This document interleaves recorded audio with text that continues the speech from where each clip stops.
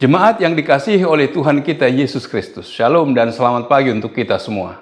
Firman kehidupan di pagi hari ini tertulis dalam kitab Daniel pasal 9 ayat 19. Ya Tuhan, dengarlah. Ya Tuhan, ampunilah.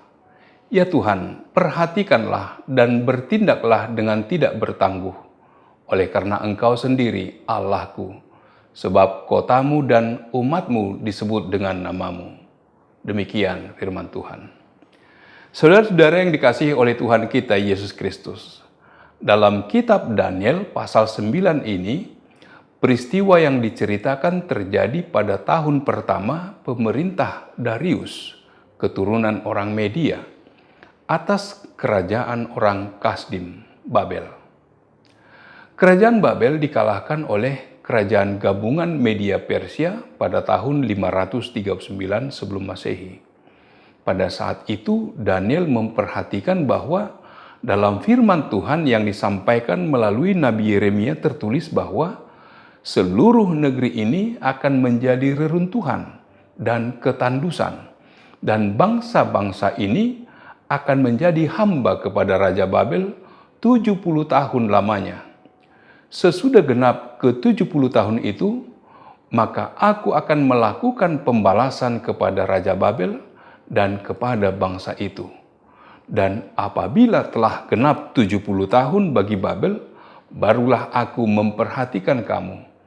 Aku akan menepati janjiku itu kepadamu dengan mengembalikan kamu ke tempat ini. Meskipun tanah Yehuda mulai menjadi reruntuhan dan tandus pada tahun 597 sebelum Masehi, yaitu pada masa Nebukadnezar Raja Babel mengangkut Raja Yoyakin dan orang-orang terbaik dari masyarakat Yehuda ke dalam pembuangan Babel, dan baru pada tahun 587 atau 586 sebelum Masehi, kota Yerusalem termasuk Bait Allah diruntuhkan dan dijadikan timbunan puing, yaitu waktu Raja Zedekia dikalahkan dan sisa orang Yehuda diangkut ke dalam pembuangan. Namun bangsa Yehuda sudah menjadi hamba kepada Raja Babel sejak Nebukadnezar mengalahkan mereka pada tahun 605 sebelum Masehi. Pada tahun itulah Daniel dibawa ke pembuangan Babel. Daniel melihat bahwa Tuhan sudah melakukan pembalasannya atas kerajaan Babel sesuai dengan firman-Nya. Lagi pula itu sudah berlalu hampir 70 tahun sejak bangsanya menjadi hamba kepada Babel, serta ia dibawa ke Babel. Maka Daniel mulai berdoa dan memohon kepada Tuhan. Dalam doanya, Daniel mengakui dosa-dosa bangsanya sebagai umat Allah.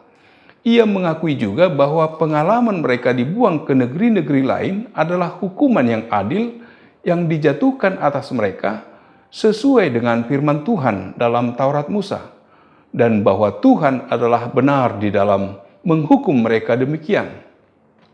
Kemudian Daniel memohon agar Allah yang telah membawa umatnya keluar dari tanah Mesir sesuai dengan belas kasihannya akan membiarkan murkanya berlalu dari Yerusalem, kotanya, demi dirinya sendiri, agar ia berkenan kembali ke tempat kudusnya yang telah musnah.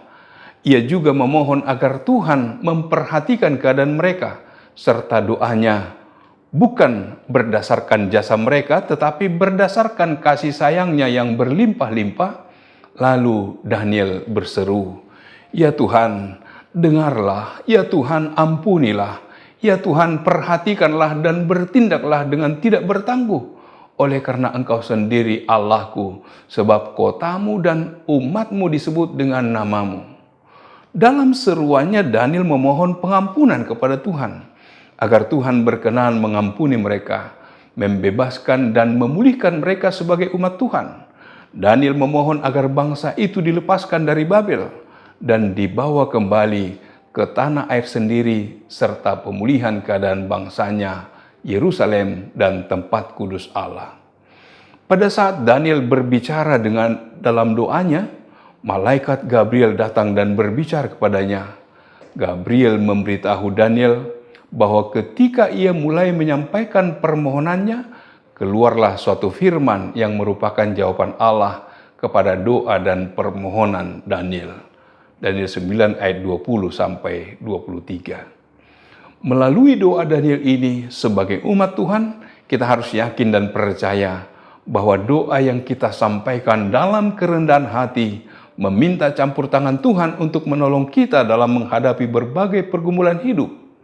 Dalam pergumulan yang berat, kita sering kewalahan yang membuat kita stres dan depresi, bersikap apatis, merasa lelah dan hendak berputus asa. Di saat demikian, iman percaya kita sedang diuji. Apakah kita masih tetap percaya pada pemeliharaan Allah? Dari sikap dan kepercayaan Daniel melalui doa yang disampaikan, kita diingatkan agar senantiasa hidup di dalam doa.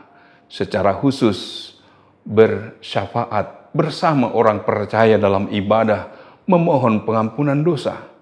Hikmat dan tuntunan Tuhan agar diberi kekuatan. Tuhanlah yang menolong dan melindungi kita, asal kita tetap taat dan setia kepadanya. Ia akan mendengar seruan dan doa kita. Amin. Marilah kita berdoa. Ya Tuhan Allah Bapa yang bertahta dalam kerajaan surga, syukur bagimu Tuhan. Engkau mengingatkan kami sebagaimana Daniel berdoa, memohon kepada Tuhan, agar Tuhan yang menolong mereka, Tuhan yang bertindak atas apa yang terjadi dalam kehidupan bangsa Israel pada saat itu. Demikian juga kami dalam pergumulan kehidupan kami, dalam segala sesuatu yang kami alami dalam hidup kami. Kami mau sampaikan kepada Tuhan, agar Tuhan yang menolong dan memberi jawab atas setiap doa kami. Terpujilah namamu. Dalam nama Yesus kami berdoa dan mengucap syukur. Amin. Anugerah dari Tuhan kita Yesus Kristus, kasih setia dari Allah Bapa serta persekutuan dengan Roh Kudus, kiranya menyertai kamu sekalian. Amin.